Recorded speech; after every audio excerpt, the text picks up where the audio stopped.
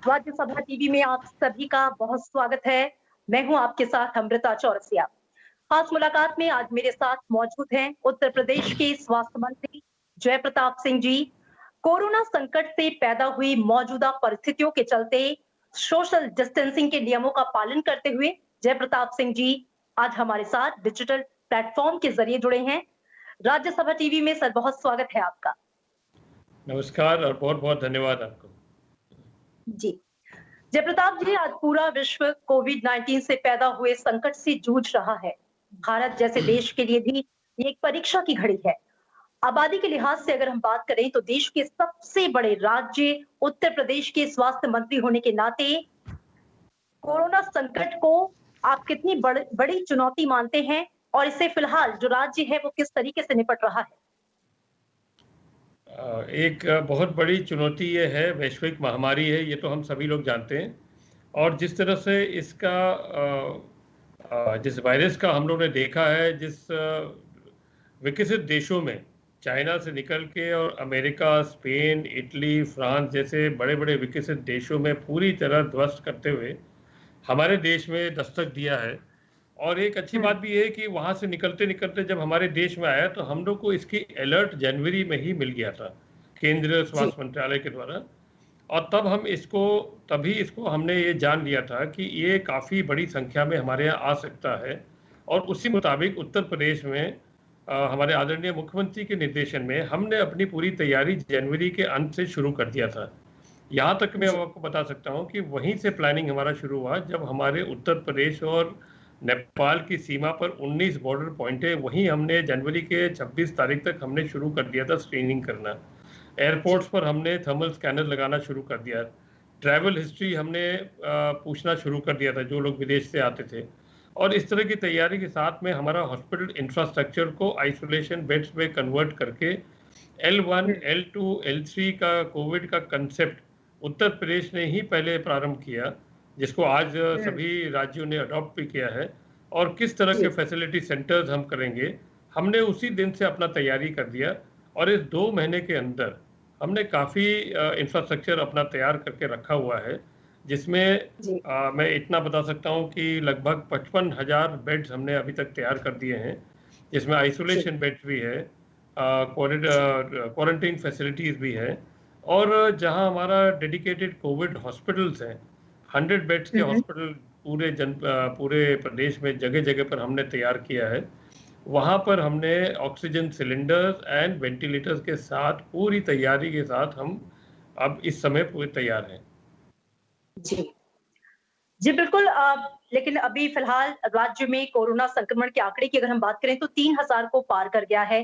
हालांकि recovery rate और doubling rate की बात करें तो उसमें काफी सुधार भी हो रहा है, लेकिन आगरा जैसे जो जिले हैं वो चिंता बढ़ाते हैं। ऐसे में राज्य के जो संवेदनशील जिले हैं उसके लिए उत्तर प्रदेश के स्वास्थ्य महकमे की क्या रणनीति है?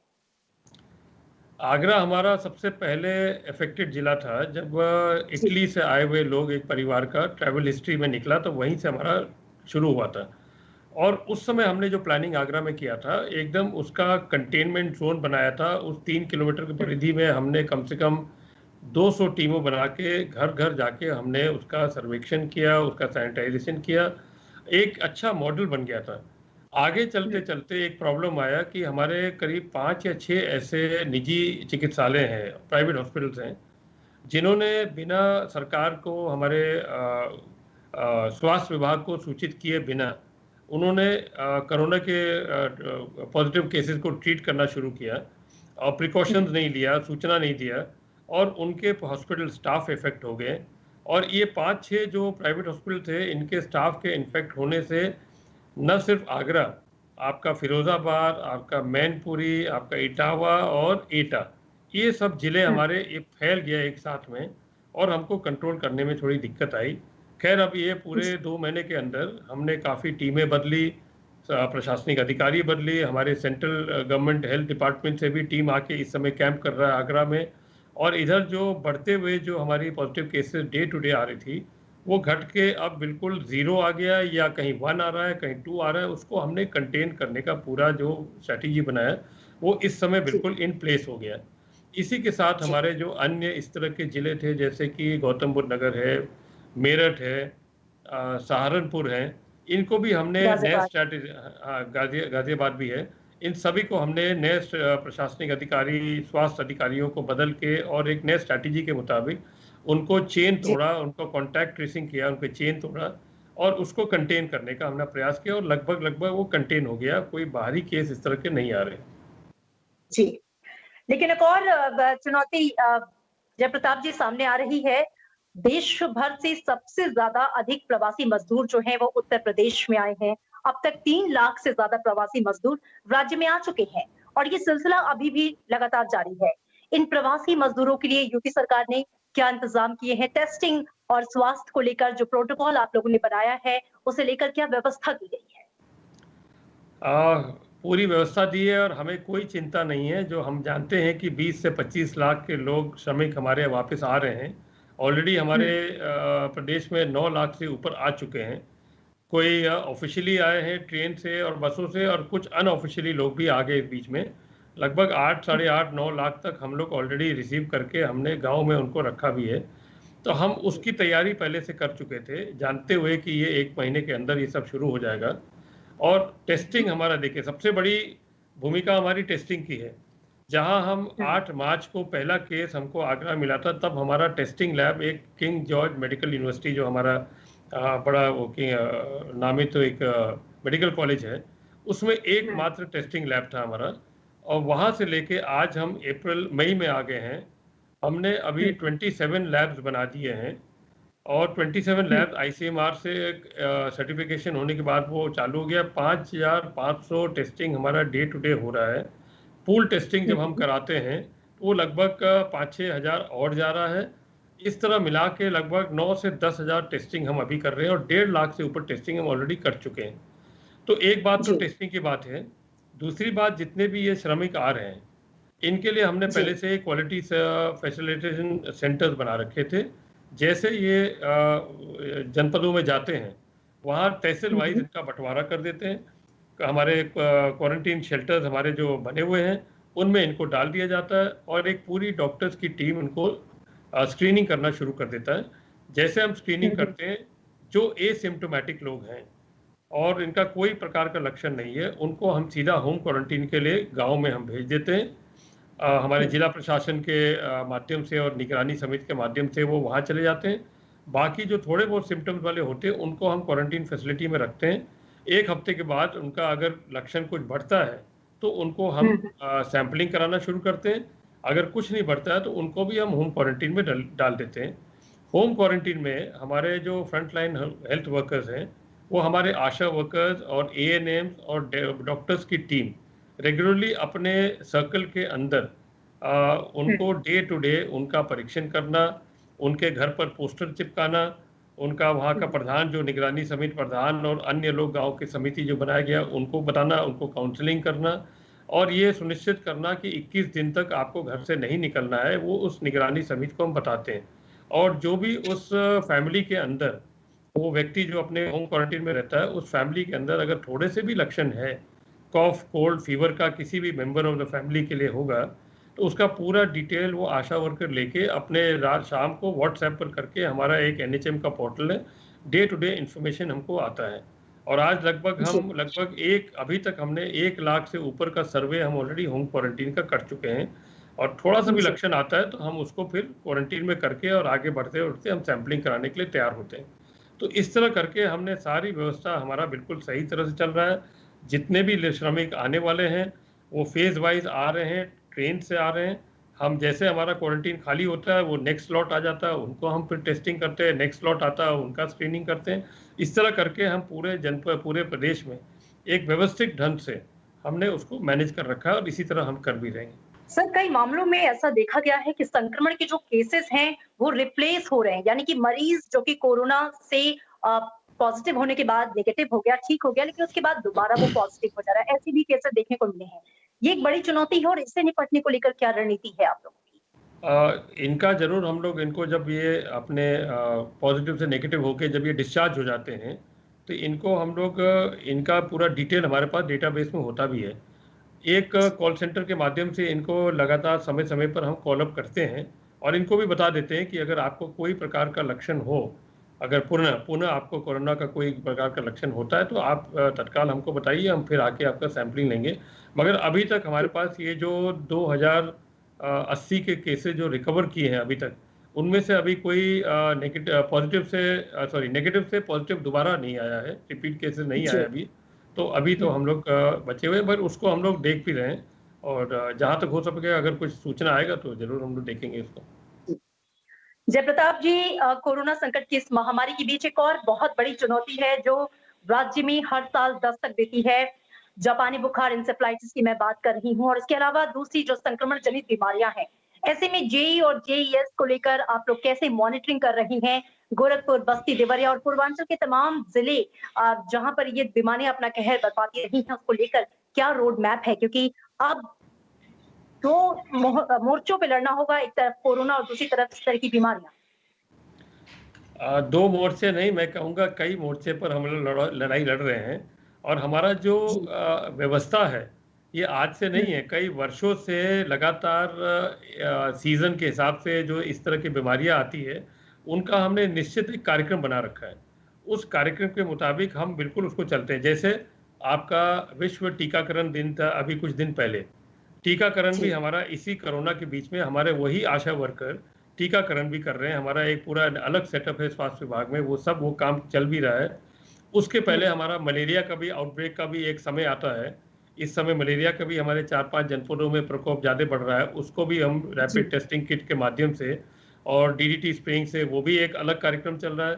और जिसको आपने बताया जो सबसे घातक था उत्तर प्रदेश में जेई और एईएस, 2017 जी। के पहले इसके केसेस हज़ारों की संख्या में आती थी और अगर हम अब हम्म। उसका ट्रेंड देखेंगे, क्योंकि आदरणीय मुख्यमंत्री के कुशल नेतृत्व में ये अंतर विभागीय समन्वय बनाने के बाद से 2018 से लेके अभी तक वो बिल्कुल न्यूनतम पर आ गया है और हमने जो हम्म। इसका जो वैक्सीन है जेई का, ये 38 हम्म। जनपदों में ये इसका एक निश्चित कार्यक्रम बना है।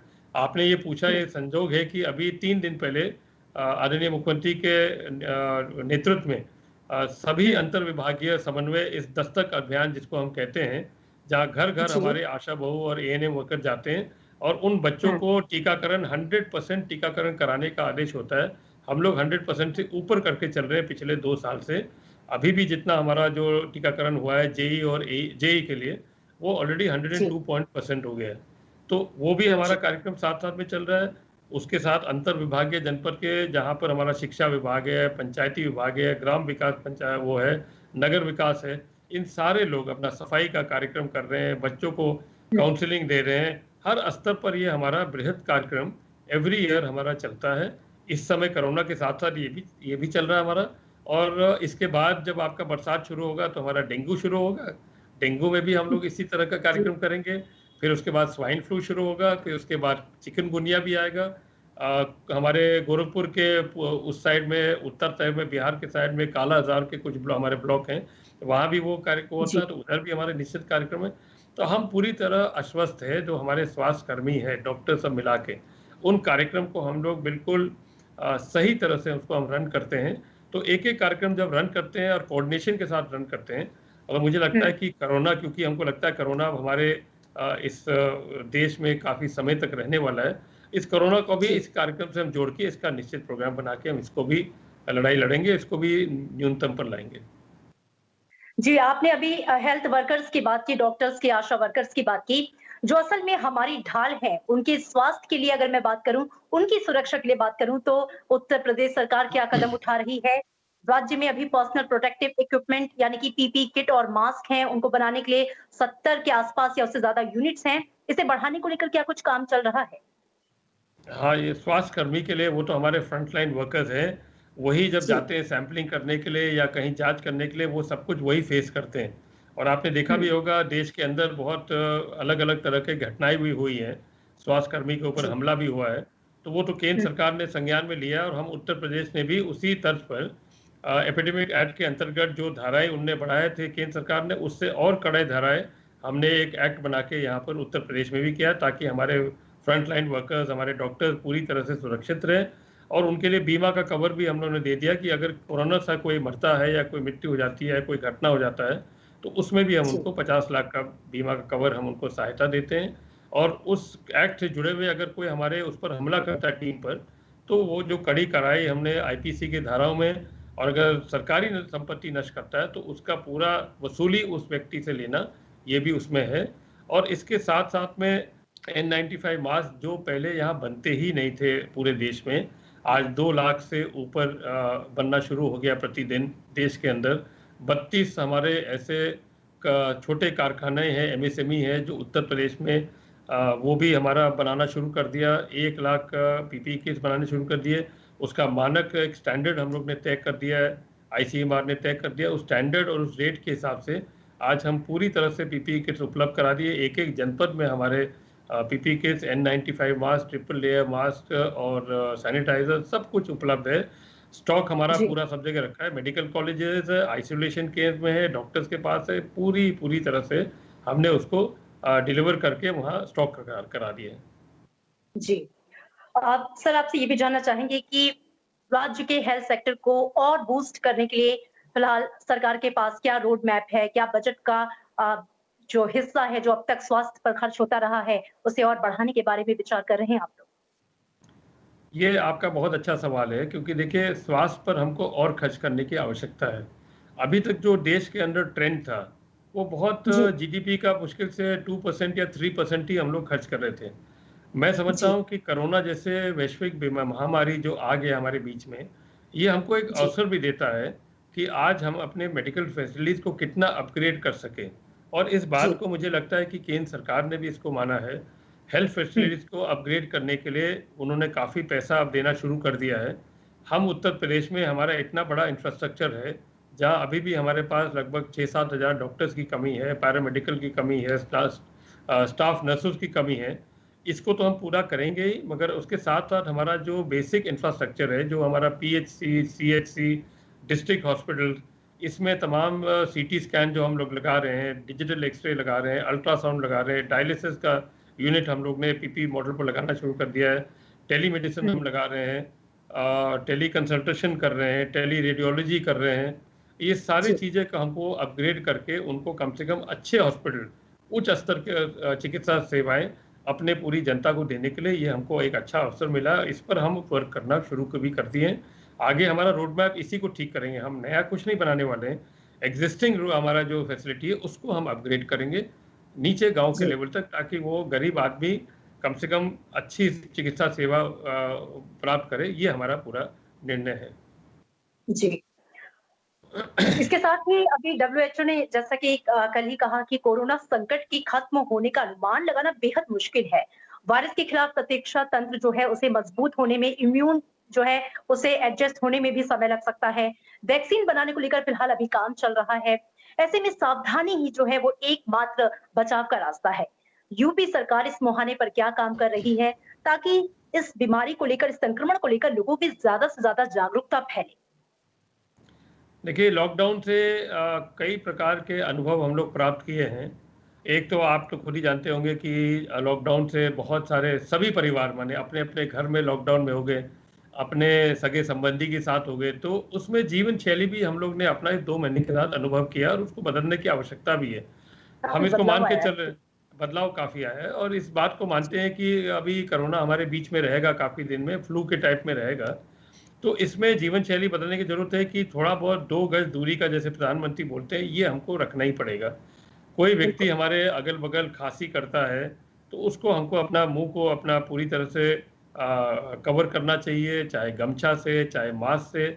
और सोशल डिस्टेंसिंग के साथ-साथ में मार्केट में हम जाएँ, मार्केट तो हमारा खुलेगा ही आगे-पीछे कभी भी, मगर अब जब भी हम जाएँ तो ज़रूर अपना सफाई का ध्यान दें।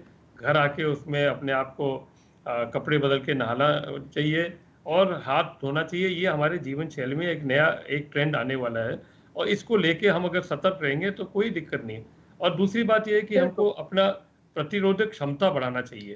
देखिए आज के जीवन हुँ, शैली में शहरों में रहने बच्चों भी आप जानते हैं किस तरह के खान-पीन से उन लोग ज़्यादा करते हैं।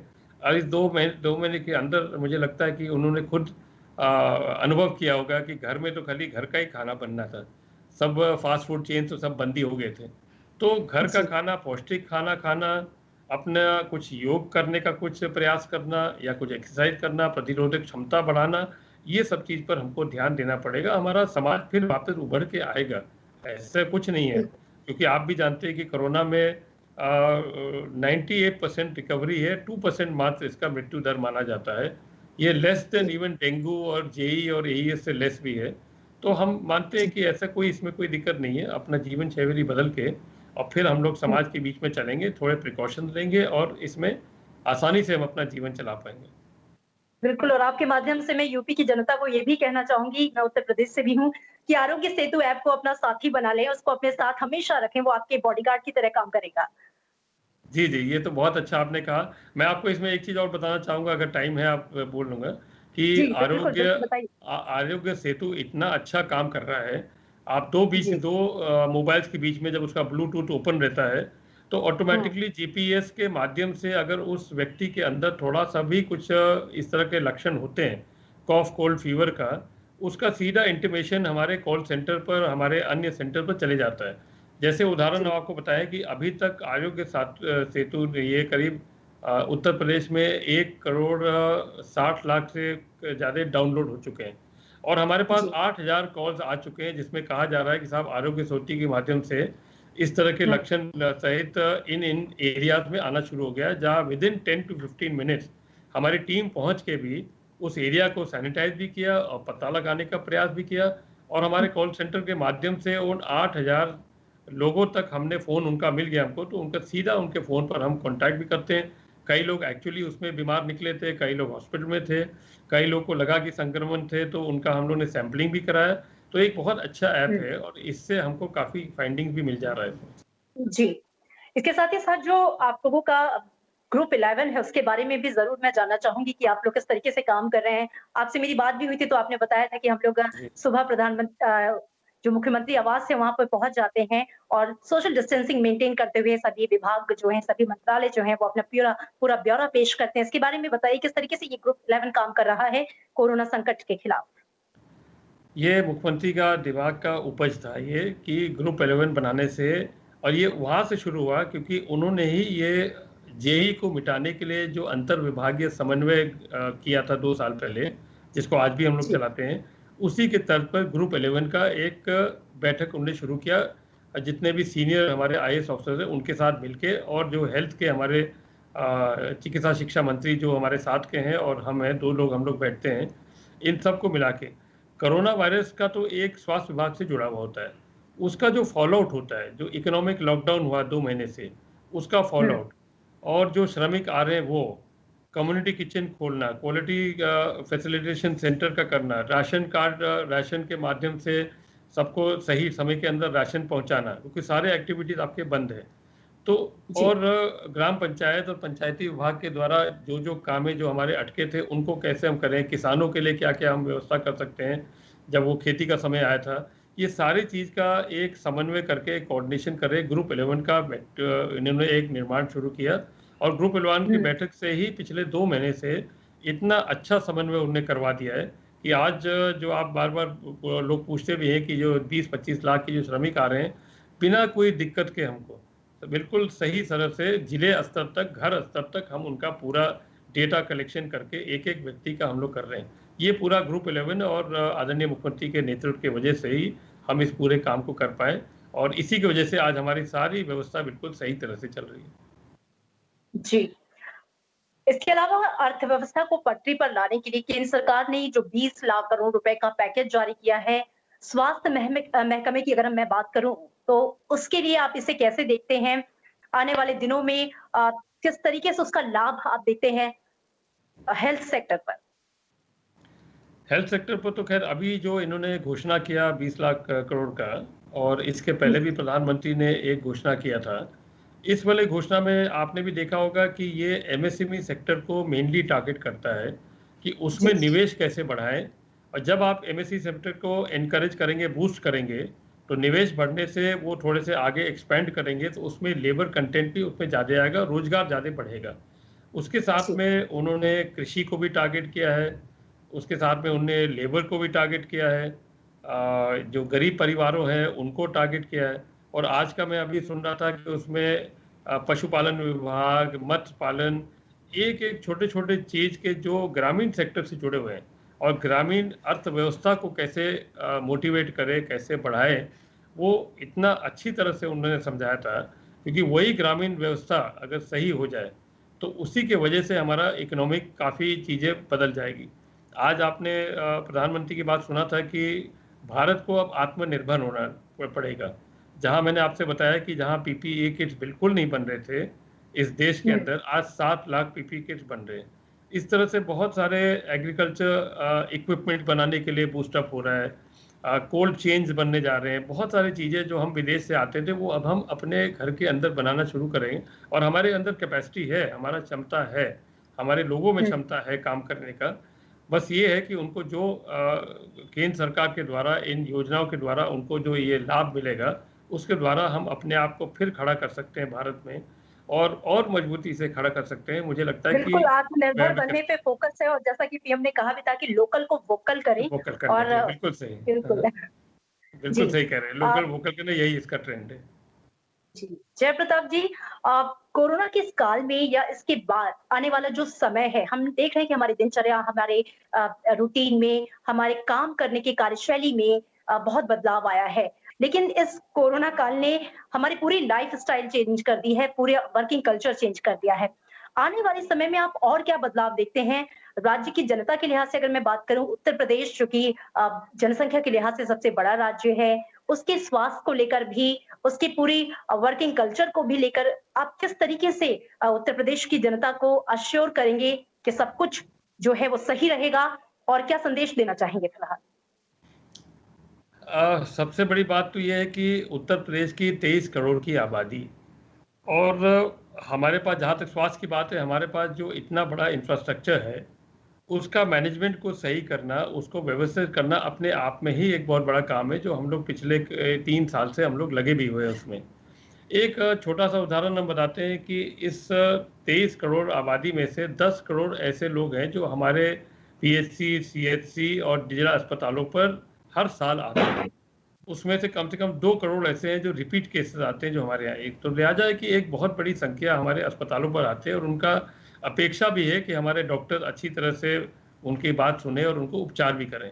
और ये 20-25 लाख हो या जितने भी लोग हों, हम मान के चल रहे हैं कि हमारे लिए ये एसेट है, हमारे लिए कोई नेगेटिव नहीं है। और इस एसेट को हम अच्छी तरह से कैसे हम इसको इन्वॉल्व करें हमारे कमर्शियल एक्टिविटीज़ में, औद्योगिक एक्टिविटीज़ में, ये पूरा रोड मैप बना के, पूरा प्लानिंग के साथ हम लोग इसी तरह चल रहे हैं। और हमारे मुख्यमंत्री जी एक-एक पॉइंट पर हमारा सुबह जो हम लोग बैठते हैं 10 बजे से लेके 1 बजे तक, इन सभी बिंदुओं पर हमारी बात होती है, हर बिंदु पर कि कैसे हम इनको इन्वॉल्व करें। तो मुझे लगता है कि हम लोग इसमें ठीक तरह से चल भी रहे हैं और हो सकता है सफलता भी प्राप्त पाएँगे। बिल्कुल सफलता मिलेगी, संकल्प शक्ति और इतनी सकारात्मकता से अगर लबरेज है, तो विकट परिस्थितियों में भी हम सफलता जो है वो ज़रूर प्राप्त करेंगे। प्रधानमंत्री का भी अक्सर इस पर फ़ोकस होता है और मुख्यमंत्री जी का भी इस पर फ़ोकस होता है। सर, आपने वक़्त निकाला, डिजिटल प्लेटफ़ॉर्म के माध्यम से ही सही आप जुड़े हमसे और इतनी अच्छी बातचीत की। आपने पूरा रोड मैप जो है उत्तर प्रदेश सरकार का, खासकर स्वास्थ्य महकमे का, वो हमें बताया। बहुत शुक्रिया आपका इस बातचीत के लिए। तो खास मुलाकात में बहुत-बहुत आज धन्यवाद। इतना ही। जी, नमस्कार। जी, खास बहुत-बहुत मुलाकात में नमस्कार। इतना ही, दीजिए इजाज़त, नमस्कार। नमस्कार।